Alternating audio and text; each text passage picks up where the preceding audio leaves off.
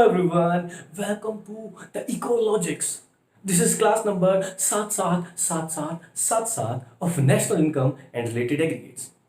बच्चों आज हम बात करने वाले हैं नेशनल इनकम के अपनी तीसरे इंपॉर्टेंट मेथड के बारे में जिसका नाम है एक्सपेंडिचर मेथड। तो एक्सपेंडिचर मेथड को शुरू करेंगे।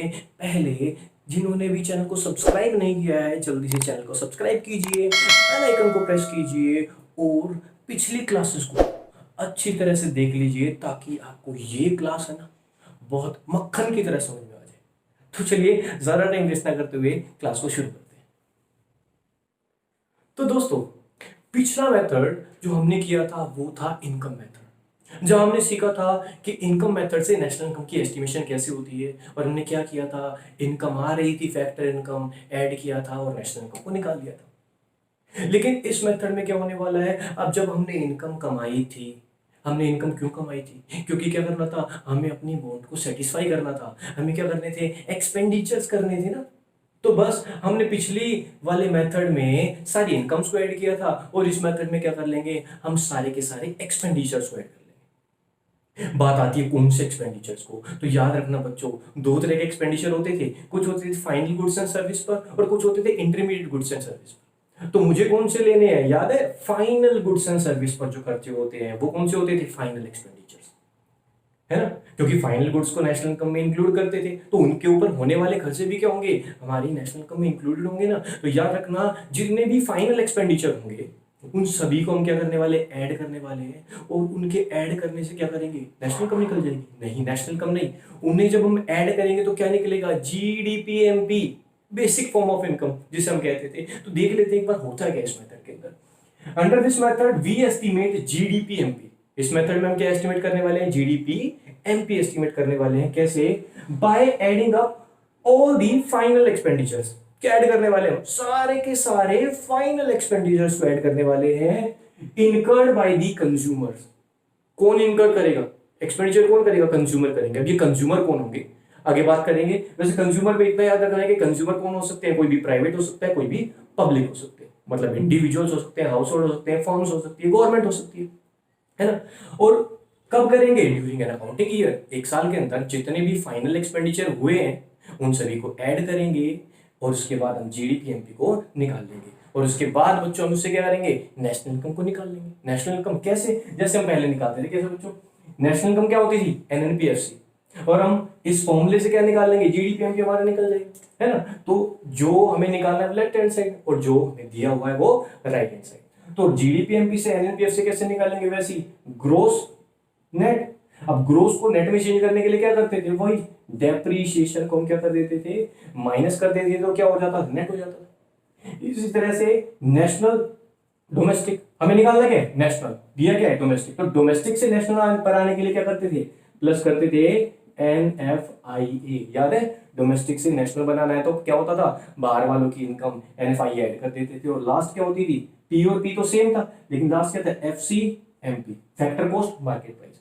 मार्केट प्राइस में टैक्स होता था लेकिन फैक्टर कॉस्ट में इंटर टैक्सेस नहीं होते थे, इसलिए हम क्या करेंगे, यहां से माइनस कर देंगे NIT और हम इस तरह से इंटरचेंज करके क्या निकालेंगे, इस मेथड से नेशनल इनकम को एस्टिमेट करेंगे।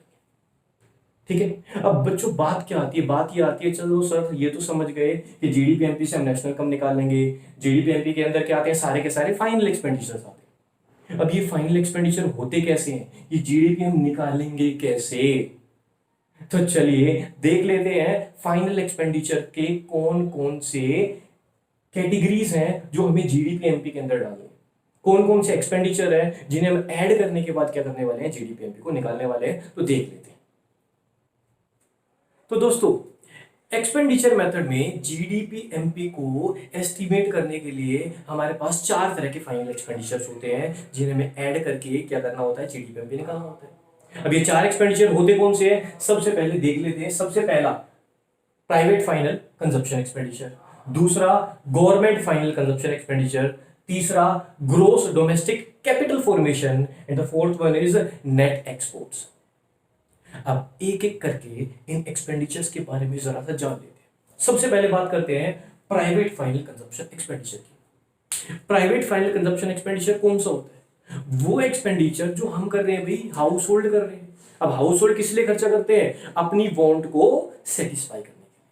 तो जितने भी हाउस होल्ड है, जितने भी इंडिविजुअल है जो अपनी वांट को सेटिस्फाई करने के लिए क्या कर रहे हैं? एक्सपेंडिचर कर रहे हैं ड्यूरेबल गुड्स के ऊपर, नॉन ड्यूरेबल गुड्स के ऊपर, वो सारा का सारा किस में आता है? प्राइवेट फाइनल कंजप्शन एक्सपेंडिचर में आता है। साथ ही इसमें वो एक्सपेंडिचर भी आता है जो एनजीओ कर रही है। याद रखना बच्चों, कौन कर रही है? एनजीओ कर रही है। किसके ऊपर? हाउस होल्ड को जो सर्व कर रही है। ठीक है, जो एनजीओ हाउस होल्ड को सर्व कर रही है उनके द्वारा भी जो एक्सपेंडिचर होगा वो भी किसमें आएगा? प्राइवेट फाइनल कंजप्शन एक्सपेंडिचर में आएगा। तो मैं बता रहा हूं, सबसे पहले बता दो, प्राइवेट फाइनल कंजप्शन एक्सपेंडिचर को हम डिनोट करते हैं सी से। ठीक है, कैपिटल में सी से डिनोट करते हैं। और इसके अंदर एक्सपेंडिचर कौन कर रहा है? एक तो हाउस होल्ड कर रहे हैं वो, प्लस में एनजीओ कर रहे हैं जो क्या कर रहे हैं? हाउस होल्ड को ही सर्व करते हैं। उनके द्वारा जितना भी एक्सपेंडिचर किया जाएगा अपनी वांट को सेटिस्फाई करने के लिए, वो सारा एक्सपेंडिचर किसमें जाएगा? Private final consumption expenditure. दूसरा, government final consumption expenditure. Government final consumption expenditure को हम किससे डिनोट करते हैं? कैपिटल में जी से डिनोट करते हैं। अब गवर्नमेंट फाइनल कंजप्शन एक्सपेंडिचर में क्या इंक्लूड होता है? देखो बच्चों, गवर्नमेंट क्या करती है? हमारे इंडिविजुअल्स की, हाउस होल्ड की वांट को सेटिस्फाई करने के लिए खर्चे करती है, गुड्स एंड सर्विस पे करती है। जैसे आजकल आप देख रहे हो क्या कर रही है गवर्नमेंट? फ्री में हेल्थ केयर सर्विसेज प्रोवाइड कर रही है, फ्री में राशन बांट रही है ना? फ्री में लोगों को क्या कर रही है? पैसा दे रही है, जो लेबर है उन्हें पैसे बांट रही है, फार्मर्स को पैसे दे रही है। ये सारा क्या है? ये गवर्नमेंट फाइनल कंजप्शन एक्सपेंडिचर। इसके साथ साथ गवर्नमेंट क्या करती है? डिफेंस के ऊपर खर्चा कर रही है, सिक्योरिटी के ऊपर खर्चा कर रही है ना? हेल्थ के ऊपर, एजुकेशन सर्विसेज के ऊपर जो खर्चा कर रही है, ये सारे के सारे एडमिनिस्ट्रेटिव एक्सपेंसेस ही क्या है? हमारे गवर्नमेंट फाइनल कंजप्शन एक्सपेंडिचर। ठीक है, क्योंकि ये सारे क्या है? ये करंट एक्सपेंडिचर्स है। एक बात याद रखना बच्चों, इसके अंदर किसी भी तरह के कैपिटल एक्सपेंडिचर को इंक्लूड नहीं करते। कैपिटल एक्सपेंडिचर नहीं, सिर्फ एडमिनिस्ट्रेटिव या करंट एक्सपेंडिचर्स जो मैंने बताया, हेल्थ केयर, एजुकेशन पे, राशन बांटने पे, इनमें जो करती है गवर्नमेंट, वो सारे के सारे गवर्नमेंट फाइनल कंजप्शन एक्सपेंडिचर में आता है। तीसरा बात करते हैं ग्रोस डोमेस्टिक कैपिटल फॉर्मेशन, जिसे हम आई से डिनोट करते हैं। आई से क्यों डिनोट करते हैं? क्योंकि इसे ग्रोस इन्वेस्टमेंट एक्सपेंडिचर भी कहते हैं, है ना? कैपिटल फॉर्म होना मतलब इन्वेस्टमेंट होना। अब ग्रोस डोमेस्टिक, ग्रोस का मतलब तो आपको पता है टोटल, पूरी हमारी टेरिटरी के अंदर अंदर। डोमेस्टिक का मतलब क्या है? डोमेस्टिक का मतलब हमारी टेरिटरी के अंदर, ग्रोस का मतलब टोटल कहां? हमारी टेरिटरी के अंदर अंदर। क्या करना है? कैपिटल फॉर्मेशन जितनी भी हुई है, कैपिटल फॉर्मेशन का मतलब आपको पता ही है, जितनी भी इन्वेस्टमेंट हुई है, जितनी भी हमारी कैपिटल में एड ऑन हुआ है ना? हमारी एग्जिस्टिंग कैपिटल के अंदर अगर मान लो मेरे पास एक मशीन है और मैं एक और मशीन लेकर आया, तो एग्जिस्टिंग मशीनरी के अंदर एक मशीनरी और आ गई, ये क्या है? हमारी कैपिटल फॉर्मेशन ही तो है। ठीक है, तो इसे कैपिटल फॉर्मेशन कहते हैं। और ग्रोस डोमेस्टिक कैपिटल फॉर्मेशन को मैं दो कैटेगरीज में डिवाइड कर सकता हूं। कौन कौन सी? Number 1, gross fixed capital formation, and second is inventory investment expenditure. सबसे पहले बात करते हैं ग्रोस फिक्स्ड कैपिटल फॉर्मेशन का मतलब क्या है। देखो, ग्रोस फिक्स्ड लिखा है बच्चों, फिक्स्ड कैपिटल फॉर्मेशन, इसका मतलब क्या है? फिक्स्ड एसेट्स में हुई होगी, है ना? अब ये सारी की सारी किसमें है? टोटल देखनी है मुझे, किसके अंदर? फिक्स्ड एसेट्स के अंदर कितनी क्या हुई है? इन्वेस्टमेंट हुई है। अब ये फिक्स्ड एसेट्स के अंदर इन्वेस्टमेंट कौन कर सकता है? भैया हम कर सकते हैं, हाउस होल्ड कर सकते हैं। क्या हमने कोई लैंड परचेज करती, कोई बिल्डिंग बना ली, घर बना लिया, रेजिडेंशियल कंस्ट्रक्शन करवा ली, है ना? करवाते हैं ना, रेजिडेंशियल कंस्ट्रक्शन चलते हैं, तो वो क्या है? हमारी ग्रोस रेजिडेंशियल कंस्ट्रक्शन इन्वेस्टमेंट। ठीक है, जैसे रेजिडेंशियल यूनिट्स बनवाने के ऊपर जो खर्चा हो रहा है वो। दूसरा, फिक्स्ड इन्वेस्टमेंट किसमें हो सकती है भैया? बिजनेस इन्वेस्टमेंट हो सकती है, मतलब हमारी फर्म्स भी करती है। हाउस होल्ड ने क्या किया? Residential construction. फर्म्स क्या करती है भाई? न्यू प्लांट, मशीनरी, बड़े बड़े इक्विपमेंट लगाने के ऊपर जो खर्चा कर रही है ना, है ना, जो इन्वेस्टमेंट कर रही है, वो सारा का सारा किसमें आता है? ग्रोस बिजनेस इन्वेस्टमेंट में आता है, क्योंकि ये फर्म्स, ये बिजनेस हाउसेस कर रहे हैं। और तीसरा इन्वेस्टमेंट कौन करता है? हमारा पब्लिक सेक्टर, मतलब हमारी गवर्नमेंट ग्रोस पब्लिक इन्वेस्टमेंट करती है हमारे रोड बनाने में, रोड के प्रोजेक्ट, डैम, है ना, मेट्रो, बहुत सारी चीजें बनवाने के ऊपर खर्चा करती है। वो सारी इन्वेस्टमेंट क्या कहलाती है? Gross public investment. सिंपली मैं कह सकता हूं कि ग्रोस फिक्स्ड कैपिटल फॉर्मेशन क्या होती है? The sum of all these three investments.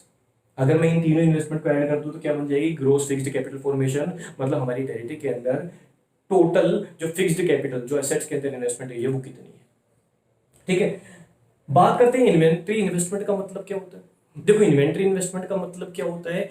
वो चीज जो हमारी करंट कंजप्शन का पार्ट नहीं थी, हमने कुछ चीजें बनाई होंगी, कुछ गुड्स होंगे जो फिनिश फॉर्म में होंगे, अनफिनिश फॉर्म में होंगे, रॉ मटेरियल फॉर्म में होंगे, लेकिन वो हमारे करंट कंजप्शन का पार्ट नहीं है, लेकिन हमने इन्वेस्टमेंट तो कर दी ना।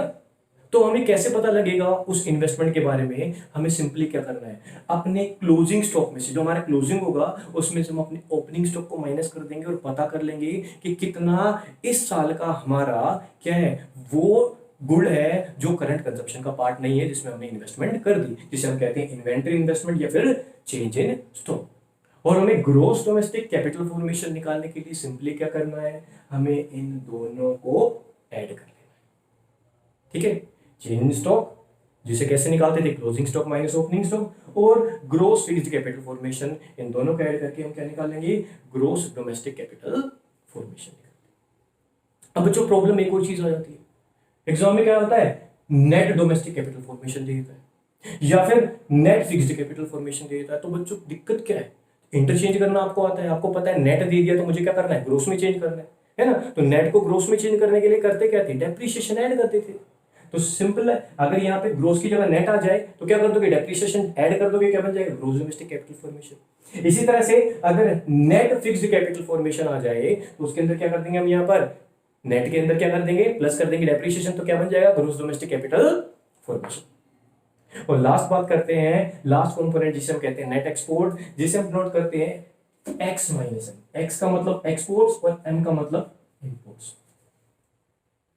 देखो बच्चों, क्या करते हैं, हमारी कंट्री दूसरी कंट्री से क्या करती है, इंपोर्ट करती है ना। तो हम इंपोर्ट के ऊपर क्या करते हैं, एक्सपेंडिचर करते हैं, है ना। इसी तरह से दूसरी कंट्री क्या करती है, हमारी गुड्स एंड सर्विस को लेती है, तो हमारे एक्सपोर्ट होते हैं, है ना। तो हमारे एक्सपोर्ट और इंपोर्ट दोनों चीजें होती है, तो हमें क्या करना होता है, सिर्फ नेट एक्सपोर्ट का एक्सपेंडिचर लेना होता है। नेट एक्सपोर्ट का एक्सपेंडिचर पता कैसे लगेगा, सिंपली जो हमने जितना भी एक्सपोर्ट किया उसमें से क्या कर दूंगा, माइनस कर दूंगा इंपोर्ट का एक्सपेंडिचर, तो क्या पता लग जाएगा हमें, नेट एक्सपोर्ट एक्सपेंडिचर। अब एग्जाम में कंफ्यूज करने के लिए क्या होता है, नेट एक्सपोर्ट की जगह नेट इंपोर्ट लिख देता है, तो कोई दिक्कत नहीं है, नेट एक्सपोर्ट को ऐड करते थे तो नेट इंपोर्ट को माइनस कर देंगे। कभी कभी ऐसा भी होता है कि एक्सपोर्ट देता ही नहीं, सिर्फ इंपोर्ट दे देता है, तो भाई वही बात है ना, अगर एक्सपोर्ट इंपोर्ट दोनों दिए हैं तो एक्सपोर्ट में से इंपोर्ट को माइनस कर दो। अगर नेट इंपोर्ट दे दिया माइनस, अगर ओनली इंपोर्ट दे दिया माइनस।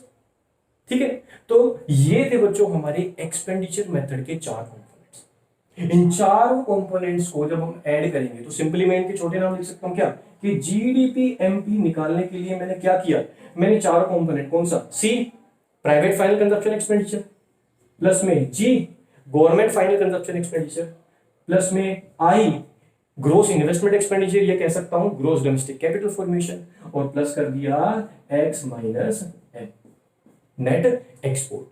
जब हम सभी को ऐड कर लेंगे तो हमारा क्या निकल आएगा, जीडीपी एमपी निकल आएगा। और उसके बाद अभी मैंने इंटरचेंज करना बताया था, क्या निकालना है हमें, एनएनपीएफसी हमारी नेशनल इनकम, वो कैसे निकली थी, जीडीपी एमपी में से चेंज कर दो, ग्रोस से नेट डेप्रिसिएशन, डोमेस्टिक से नेशनल एनएफआईए, और एमपी से FC minus NI.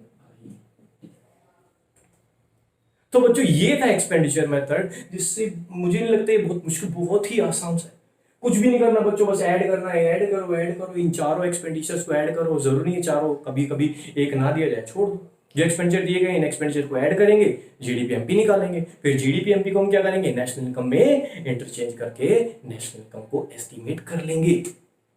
I hope बच्चों आपको एक्सपेंडिचर मेथड अच्छी तरह से समझ में आया होगा। तो आज के लिए इतना ही, एक्सपेंडिचर मेथड खत्म। अगली क्लास में बात करेंगे अगले किसी एक इंपॉर्टेंट टॉपिक के बारे में।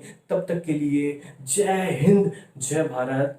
और वीडियोस को बच्चों प्लीज लाइक और कमेंट कीजिए। कोई प्रॉब्लम हो तो प्लीज कमेंट बॉक्स में लिखिए, अगर reply soon. Okay, take care, bye.